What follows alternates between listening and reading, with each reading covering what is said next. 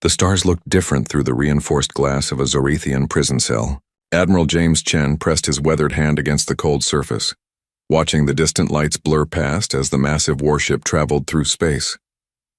His gray hair was disheveled, and his old Earth military uniform bore scorch marks from the battle that had ended with his capture. The door hissed open behind him. Chen turned slowly, his old joints protesting the movement. 3 Zorathian guards entered, their reptilian scales gleaming under the harsh lights. They were tall creatures, nearly 8 feet in height with powerful muscles visible beneath their armor. Their yellow eyes regarded him with what Chen recognized as contempt. "The War Master wants to see you, human," the lead guard hissed, his translator device rendering the words in perfect English. "Move." Chen walked between the guards without resistance. There was no point in fighting now.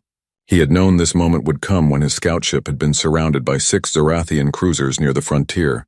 He had sent the warning message to Earth Command before they had disabled his communications. That was all that mattered. The corridor seemed endless, filled with Zorathian soldiers who stopped to stare at the captured human. Some pointed and made sounds that the translator did not bother converting. Chen could feel their amusement, their certainty of victory. He had seen that look before, many years ago, in the eyes of enemies who thought they had won. They led him to the command bridge, a vast chamber dominated by holographic displays showing star systems and fleet positions. At the center stood War Master Krelith, a massive Zorathian whose crimson scales marked him as a veteran of countless battles. Around him stood the High Command, a dozen officers whose decorated uniforms spoke of their rank and power. Krelith turned as Chen was brought forward. The War Master's eyes narrowed, and then he began to laugh. It was a harsh, grating sound that echoed through the bridge. The other officers joined in, their laughter filling the chamber. "This?" Krelith gestured at Chen with one clawed hand. "This is what humanity sends against the Zorathian Empire. An old man who can barely stand straight?" Chen said nothing. He kept his expression neutral, his hands clasped behind his back in a military rest position. Inside, he was observing everything. The layout of the bridge, the positions of weapons, the reaction times of the guards. "I have conquered 47 systems," Krelith continued, circling Chen like a predator examining prey. "I have destroyed civilizations that had technology your species has not even dreamed of. And Earth sends me grandfathers in ancient ships." The officers laughed again. One of them, a younger Zorathian with bright green scales, stepped forward. "War Master, perhaps the humans are already surrendering? They send their elderly to beg for mercy?" Krelith stopped in front of Chen, leaning down so that his massive head was level with the Admiral's face.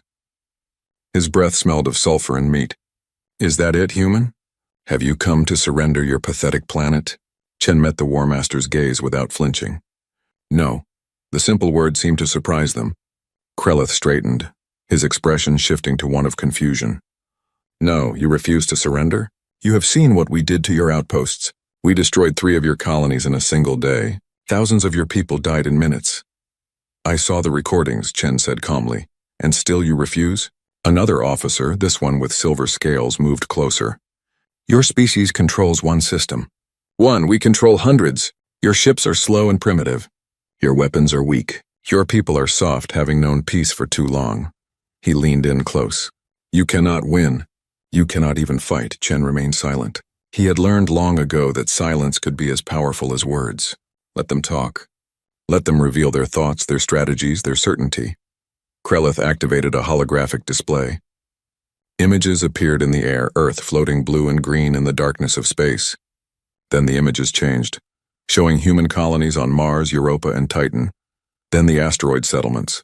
Then the newer colonies in the Proxima and Alpha Centauri systems.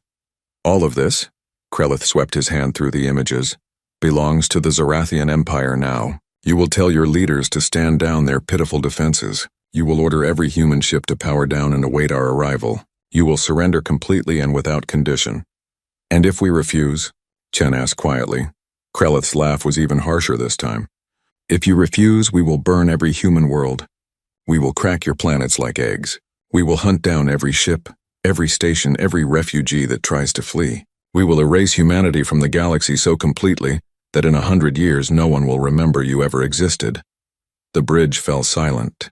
All eyes were on Chen, waiting for his reaction, waiting for him to break, to beg, to offer surrender. Chen was quiet for a long moment. He looked at each face around him, these proud conquerors who had never known defeat. These warriors who thought strength came only from size and numbers and superior technology. These beings who had no idea what they had just awakened. Finally, he spoke. His voice was soft, but in the silence of the bridge, every word carried clearly. You want war? Chen paused, and something cold entered his eyes. Something that made even Krelith take a half-step back. We will give you war. For a moment, no one moved. Then Krelith threw back his head and laughed louder than before. The entire bridge erupted in laughter. They laughed at the old human, at his defiance, at his ridiculous threat. War? Krelith wiped at his eyes with one claw. You offer us war? Oh, human, you have no concept of what war means. We have waged war for 10,000 years. We have perfected it. What can your species possibly do against us? Chen's expression did not change. You will find out. Krelith's laughter died. He stared at Chen, trying to understand what gave this frail creature such confidence. Then he shook his head and gestured to the guards. Take him to the detention level. Let him spend his remaining days thinking about his foolish words. When we reach Earth, we will show him what happens to species that defy the Zorathian Empire. As the guards grabbed his arms, Chen allowed himself to be led away. But as he reached the door of the bridge, he stopped and looked back at Krelith one final time. War Master, he said quietly, you should have asked about human history before you decided to threaten us. You should have asked what we did to each other before we reached the stars. You should have asked why. Among all the species in the galaxy, we are the only ones who still remember how to wage total war. Remove him, Krelith barked, but Chen saw the first flicker of uncertainty in the War Master's eyes.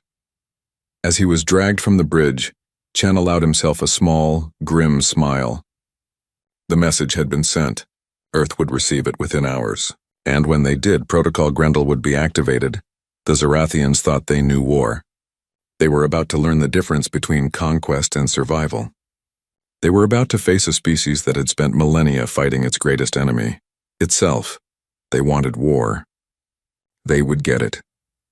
And they would learn to regret those words for the rest of their considerably shortened existence as an empire. The message reached Earth 37 hours after Admiral Chen's capture. It came through on all frequencies, broadcast deliberately by the Zorathians to show their dominance.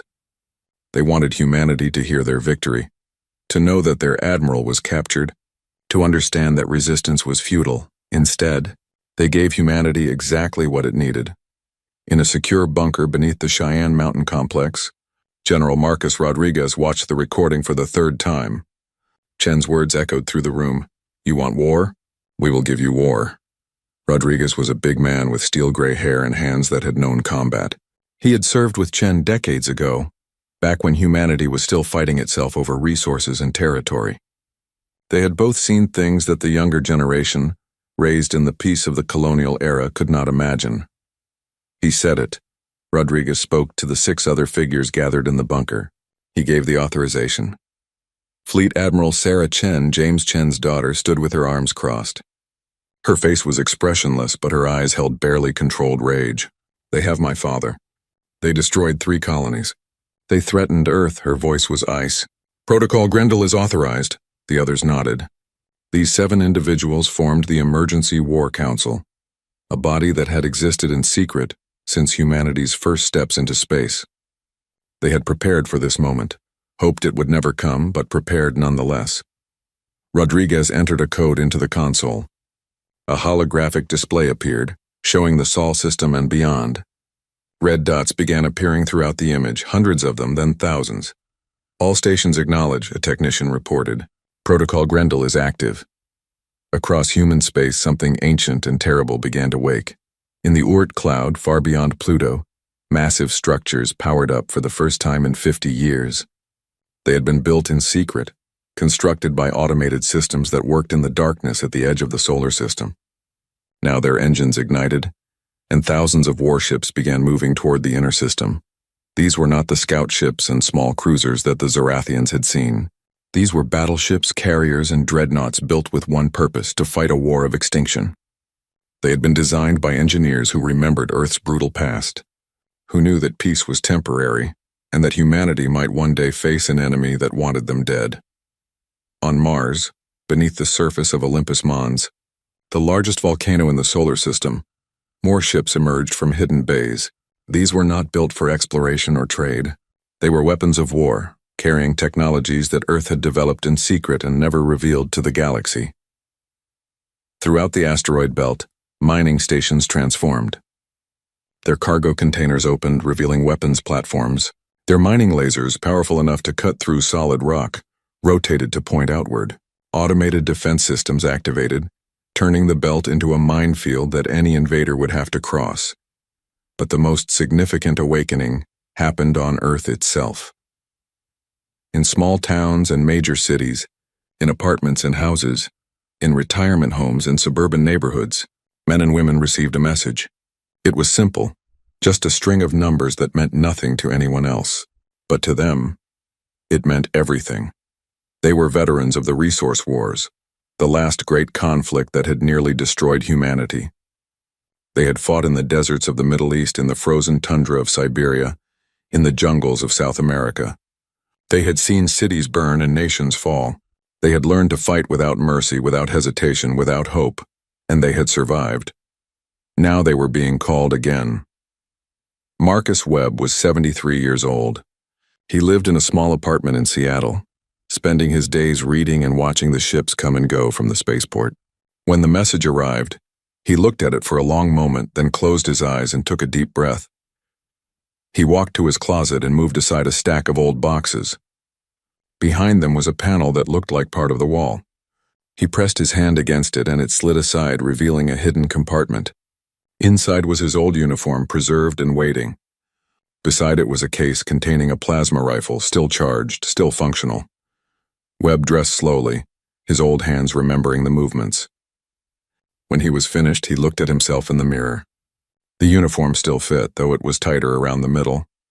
The insignia of the 7th Ranger Division was faded but visible.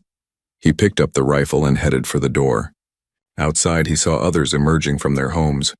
Old men and women, all wearing uniforms, all carrying weapons. They did not speak.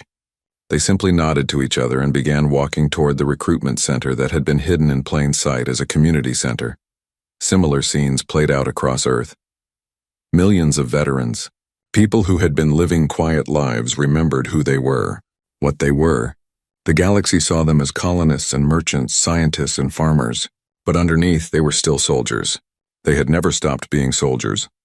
In the Proxima Centauri system, where the first human colony outside Sol had been established, Defense Coordinator Kim Park received the protocol Grendel activation. She immediately began implementation of plans that had been rehearsed countless times but never executed. The civilian population was evacuated to the underground shelters that every colony maintained. The orbital stations, which appeared to be simple trading posts and research facilities, transformed. Weapons systems emerged from hidden compartments. Shield generators powered up. Decoy transmitters activated, making it appear as if the system had 10 times more ships than it actually did. But the real surprise was the mines. Thousands of them, seated throughout the system years ago, waiting dormant in the darkness.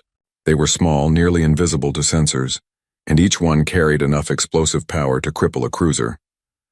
They had been placed with careful precision, creating kill zones that any attacking force would have to cross. Park stood in the command center, watching as her home transformed into a fortress.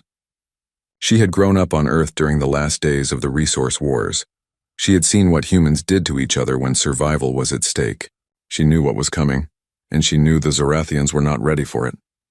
Back on Earth, in the War Council bunker, Admiral Sarah Chen reviewed the deployment status. Everything was proceeding exactly as planned. Humanity had spent a century preparing for this moment, building weapons in secret, training soldiers in the old ways, remembering the lessons that had been bought with blood. First contact will be in 72 hours, Rodriguez reported. The Zorathian advance fleet is moving toward Proxima Centauri. They have 43 ships. Sarah Chen's expression did not change. Let them come. They want to see what humanity is capable of. We will show them. She thought of her father, held prisoner on the Zorathian flagship. He had bought them time with his defiance, with his warning. He had given them the authorization they needed. Now it was up to them to make his sacrifice count. Send the order, she commanded. All units are weapons-free. Rules of engagement are simple. No mercy, no quarter, no surrender. We fight until they break, or we do. The technician hesitated. Ma'am, those are the old protocols. The ones from the resource wars, are you certain? Sarah Chen turned to look at him, and her eyes held the same cold determination that her father had shown in the Zorathian bridge. The Zorathians wanted war. They laughed at an old man who tried to warn them. Now they will learn what happens when you wake a sleeping monster. She paused. Now they will learn what humanity becomes when you threaten our survival. Not traitors, not explorers, not peaceful colonists. Her voice dropped to barely above a whisper. They will learn that we are killers. We have always been killers. We just forgot for a while. The technician paled but nodded. He sent the order. Across human space, in ships and stations on planets and moons, the message was received and understood. Humanity was going to war. Not the clean, honorable war that civilized species fought. Not the war of rules and conventions. Total war. The kind that humanity had perfected over millennia of fighting itself. The kind that left nothing but ashes and nightmares. The Zorathians were about to learn why humanity was the only species in the galaxy that still had words for genocide, scorched earth, and mutually assured destruction. They were about to learn why peace had been humanity's greatest achievement, because it meant they had stopped doing to each other what they were about to do to their enemies. The Zorathian advance fleet emerged from hyperspace at the edge of the Proxima Centauri system, with the confidence of conquerors. Fleet Commander Vrath stood on the bridge of his flagship, the Crimson Dawn, watching the sensor displays light up with data about the human colony. Pathetic, he muttered. The sensors showed exactly what he expected. A handful of small ships, basic defense platforms, and one primary settlement on the planet's largest moon. They have not even tried to evacuate. They know resistance is futile. His second-in-command, a younger officer named Zek, studied the displays more carefully. Commander, I am detecting unusual energy readings throughout the system. Multiple sources, but they are faint. It could be interference from the star. Vrath waved a clawed hand dismissively. Humans do not have the technology to hide from our sensors. What you see is what they have. Prepare to engage their defense platforms. We will make this quick. The Zorathian fleet moved forward in perfect formation, 43 ships arranged in a pattern that had brought them victory in 1,000 battles. They had overwhelming firepower and superior technology. This would be another easy conquest. They were halfway to the planet when the first mine detonated. The explosion caught a cruiser on the fleet's left flank. The ship's shields flared and held, but the blast was stronger than expected. Before Vrath could order evasive action, a dozen more explosions erupted around his fleet. Ships scattered, their formations breaking as they tried to avoid the invisible threat. Mines, Zek shouted.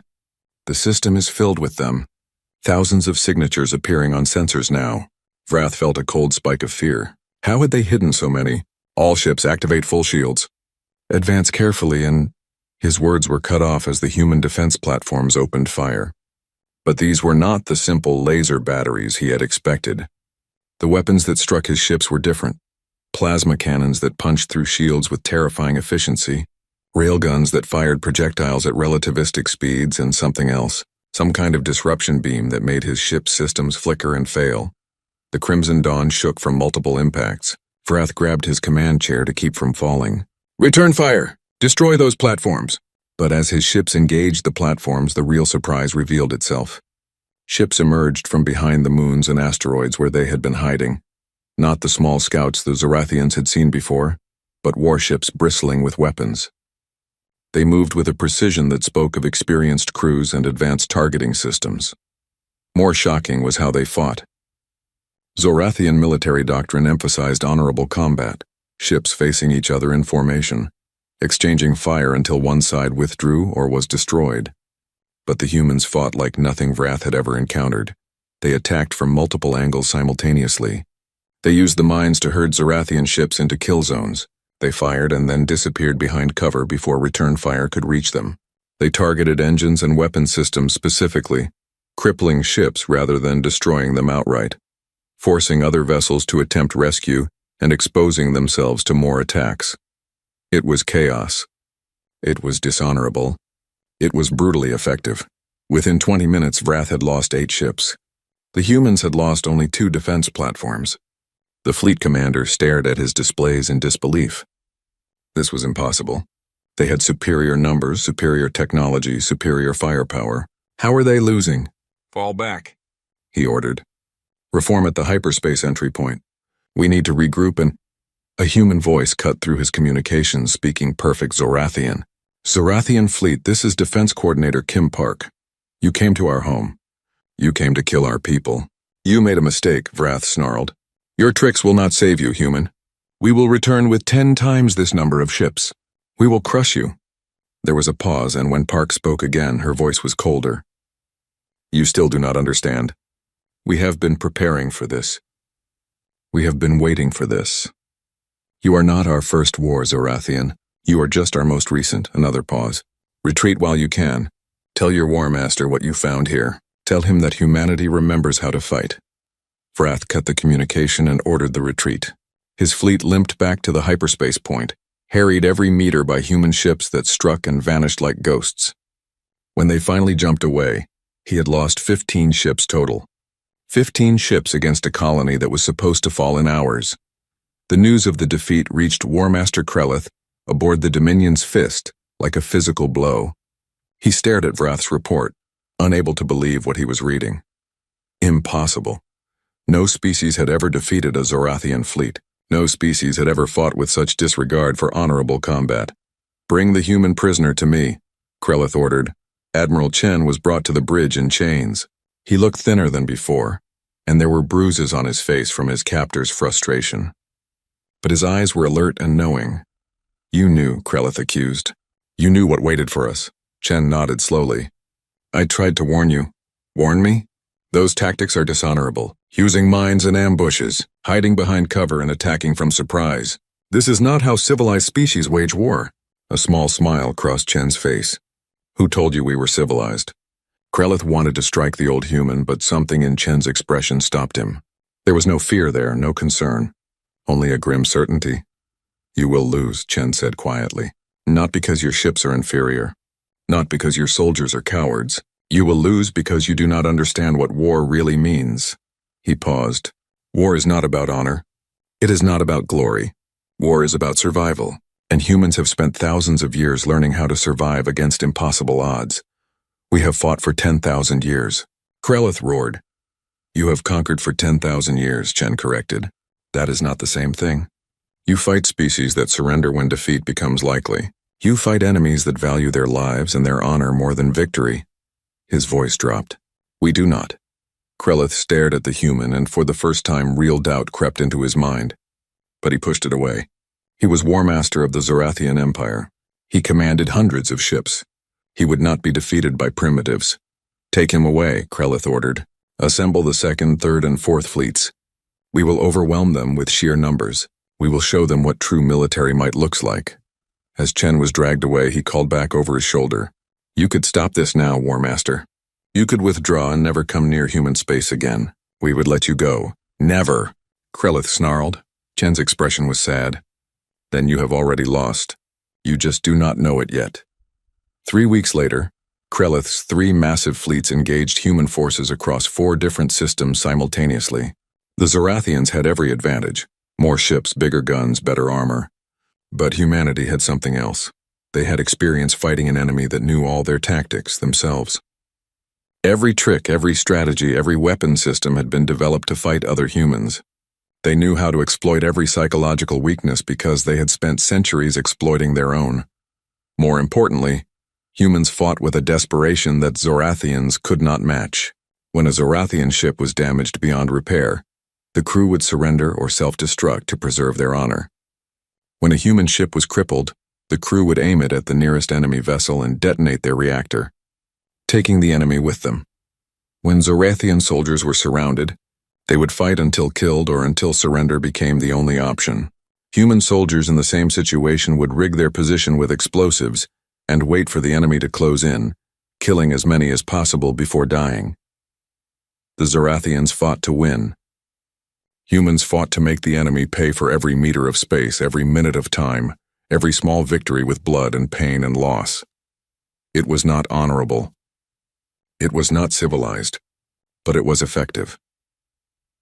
Krelith watched his forces slowly ground down by an enemy that refused to fight fairly. that used every dirty trick and underhanded tactic imaginable. They hacked communications and sent false orders. They dressed in captured Zorathian armor and infiltrated ships. They poisoned water supplies and sabotaged weapons. Worst of all, they were learning. Every engagement taught them more about Zorathian technology, strategy, and weaknesses. Within weeks, human ships were fitted with captured Zorathian shields. Within a month, they were using modified Zorathian weapons that were somehow more efficient than the originals. And behind it all, Krelith could hear Chen's words echoing in his mind. You wanted war. We will give you war. He finally understood what the old human had meant. This was not war as the Zorathians knew it. This was something older, something more terrible.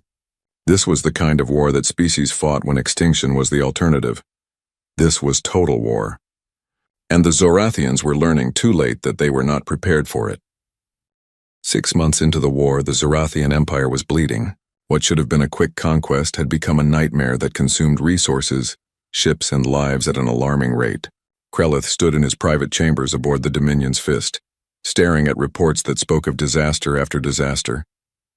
18 systems were in open rebellion. Species that the Zorathians had conquered decades ago saw the Empire's weakness and rose up. The military was stretched thin, trying to fight both the humans and contain the internal revolts. Supply lines were disrupted. Morale was crumbling. Officers whispered in corridors about the possibility of defeat, a word that had not been spoken in the Empire for centuries. Krelith had lost 40% of his fleet. 40%. Against a species that controlled a handful of systems and had been spacefaring for barely a century. The numbers made no sense. The situation made no sense. But the reality was undeniable. The Zorathian Empire was losing. He pressed a button on his console. Bring me the human admiral. Admiral James Chen was escorted into the chamber. 6 months of imprisonment had taken their toll. He was thinner, his face gaunt, and he moved with the careful steps of someone whose body was failing. But when he looked at Krelith, his eyes were still sharp and clear. War Master, Chen said, his voice rough from disuse. Krelith studied the old human for a long moment. Your people are winning. Yes, I do not understand how. We have superior technology, superior numbers, superior training. Yet we cannot defeat you. Krelith's claws scraped against the metal desk. Every battle costs us more than we gain. Every victory is Pyrrhic. Every retreat is a disaster. Chen lowered himself carefully into a chair without asking permission. Krelith would have had any other prisoner executed for such insolence, but he let it pass. He needed answers more than he needed pride. You fight without honor, Krelith continued. You use tactics that are beneath civilized beings. You weaponize everything, disease, fear, misinformation. You do not fight like soldiers. You fight like criminals. We fight like survivors, Chen corrected quietly.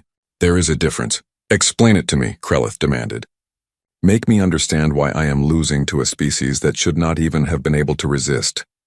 Chen was quiet for a moment, gathering his thoughts. When he spoke, his voice carried the weight of history. Before we reached the stars, we almost destroyed ourselves. Multiple times. We fought wars with primitive weapons that killed millions. Then we fought wars with advanced weapons that killed tens of millions. Then we developed weapons that could kill everyone, and we nearly used them. He paused. We learned to hate ourselves. We learned to fear ourselves. We learned that the greatest threat to humanity was humanity. Krelith listened, fascinated despite himself. Every weapon your empire faces now was designed to fight other humans. Every tactic we use was developed to defeat an enemy that thought like us, that had the same technology, the same determination, the same will to survive.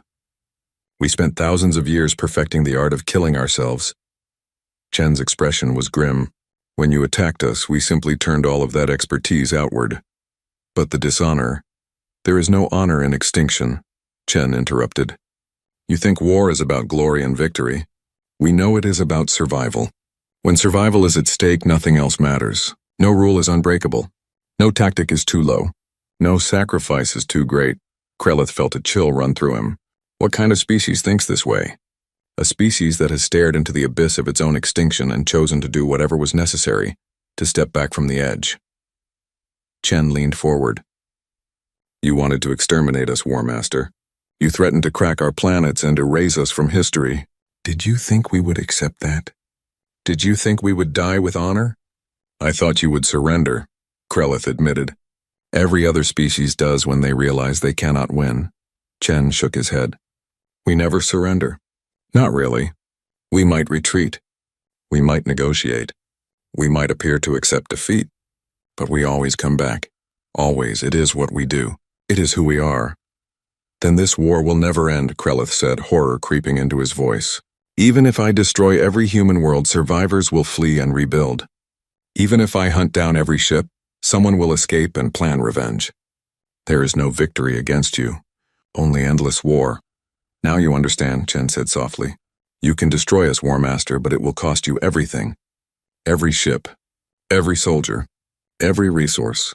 And even then, some of us will survive. And those survivors will spend the rest of their lives, and their children's lives, and their children's children's lives, making you pay for what you did. His voice was like iron. That is what total war means. That is what you unleashed when you laughed at an old man and threatened his home. Krelith stood and walked to the window, looking out at the stars. His empire was crumbling. His people were dying. And for what? Pride? Arrogance? The assumption that might made right? I want to negotiate, he said finally, the words bitter in his mouth. No, Chen replied. Krelith spun around. What? You want to negotiate peace? I am not authorized to do that. I am just a prisoner. Chen stood slowly, wincing. If you want peace, War Master, you will have to offer it to Earth directly, and you will have to accept their terms, whatever they might be. The Zorathian Empire does not accept terms from inferior species. Chen's laugh was harsh. Then you will die. Your empire will collapse. Your people will be scattered. And humanity will not shed a tear because we gave you a chance to walk away, and you chose war instead.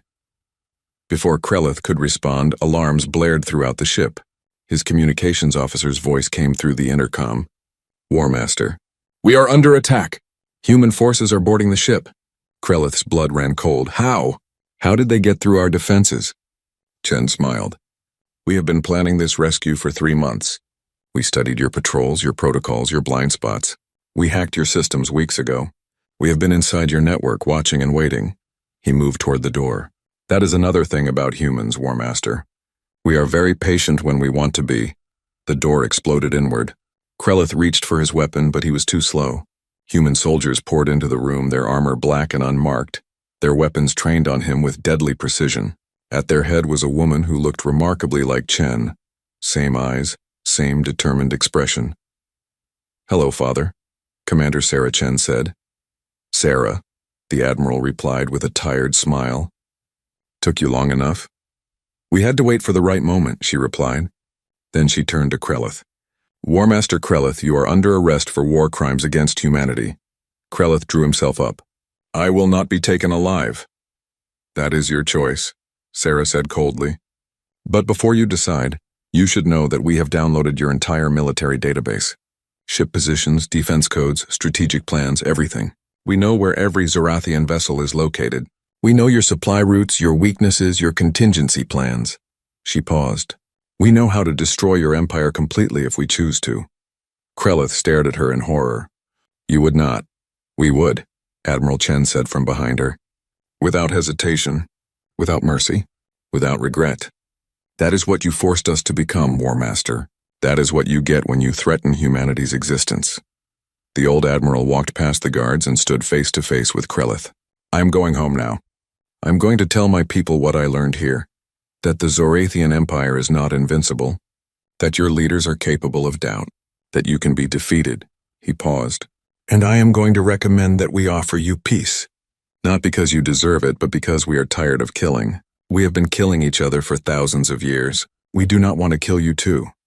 But, Sarah added, her voice hard, if you refuse peace, if you continue this war, we will show you what humanity is truly capable of when we stop holding back. We will show you the weapons we have not used yet because we hoped you would see reason. We will show you what total war really means. Krelith looked between father and daughter, seeing the same determination in both faces. He thought of his crumbling empire, his dying soldiers, his people's suffering. He thought of the endless war that Chen had described. A war where victory was impossible and defeat was inevitable. I will consider peace, he said finally, the words like ash in his mouth. You will accept peace, Admiral Chen corrected. On our terms.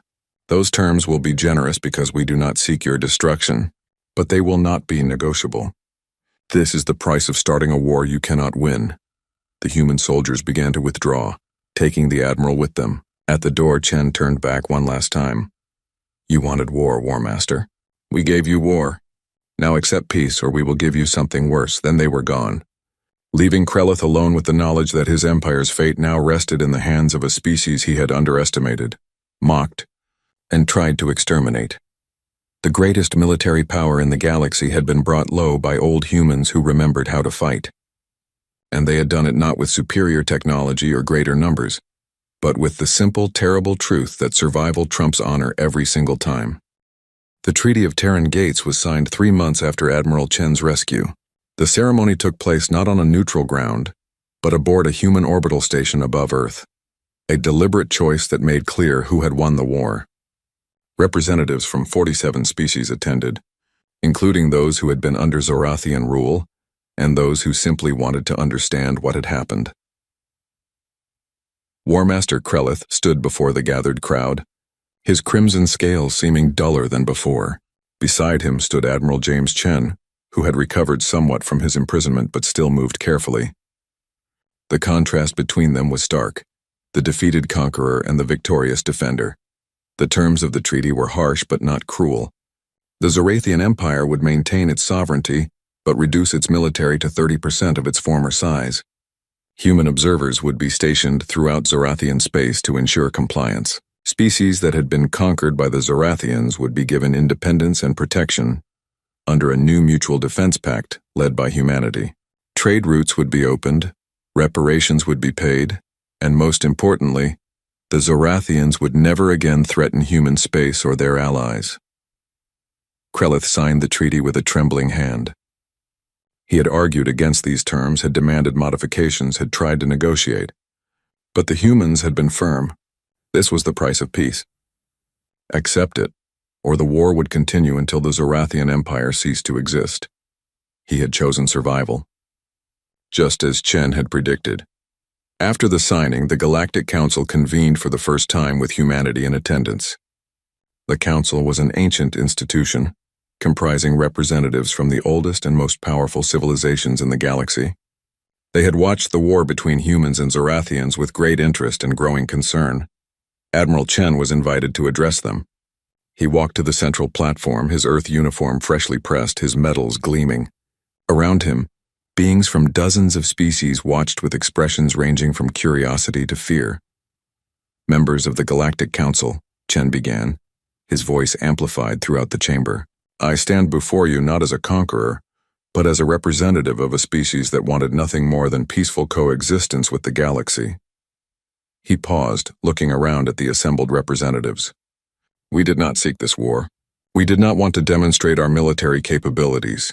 We were content to explore, to trade, to learn from the great civilizations that came before us.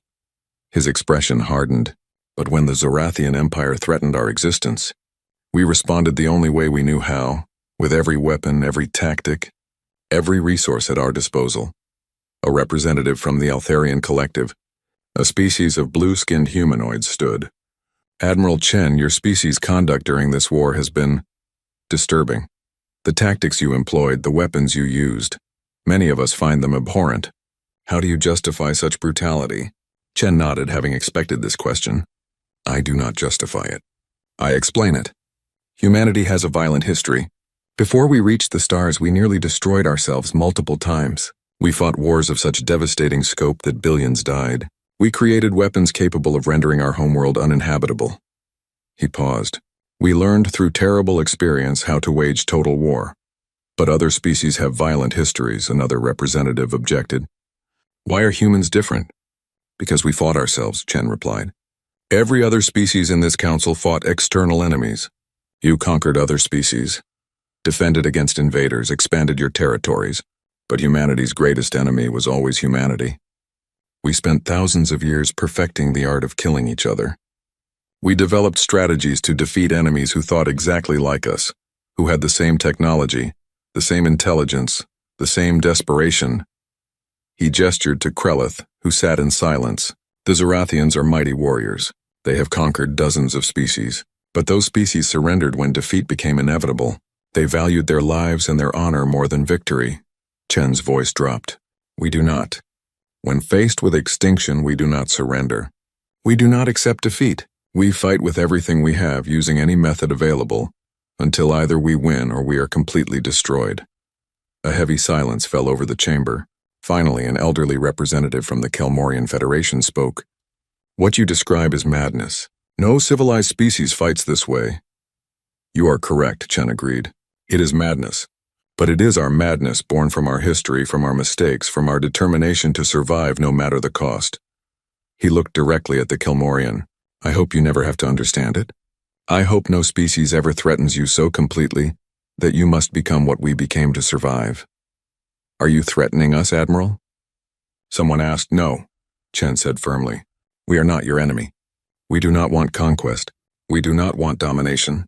We want peace, he paused. But we will not be victims. If any species threatens humanity or our allies with extinction, we will respond exactly as we did with the Zorathians. This is not a threat. This is simply the truth of what we are. The council debated for hours after Chen's speech. Some argued that humanity was too dangerous to be allowed in the galactic community. Others pointed out that humanity had shown restraint in victory. They could have destroyed the Zorathian Empire completely but chose peace instead. Still others noted that having humanity as an ally would provide security against future threats. In the end, humanity was granted full membership in the Galactic Council. But it was understood by all that the balance of power had shifted. The Zorathians, who had been the dominant military force for centuries, were now diminished. Humanity, the newcomers who had barely been noticed a year ago, were now recognized as the preeminent military power in this region of space. Other species began to seek alliances with Earth. Some came offering trade agreements. Others wanted mutual defense pacts. A few simply wanted to ensure they would never be on the receiving end of human military tactics. Admiral Chen retired shortly after the council meetings concluded. He returned to Earth, to a small farm in the countryside where he could see the stars at night and remember what they had fought for. He had been offered positions of power, Fleet Admiral, Defense Minister, even a seat on the Galactic Council. He had declined them all. I am tired, he told his daughter when she visited him. I have fought enough wars. I have seen enough death. Let someone else guide humanity's future.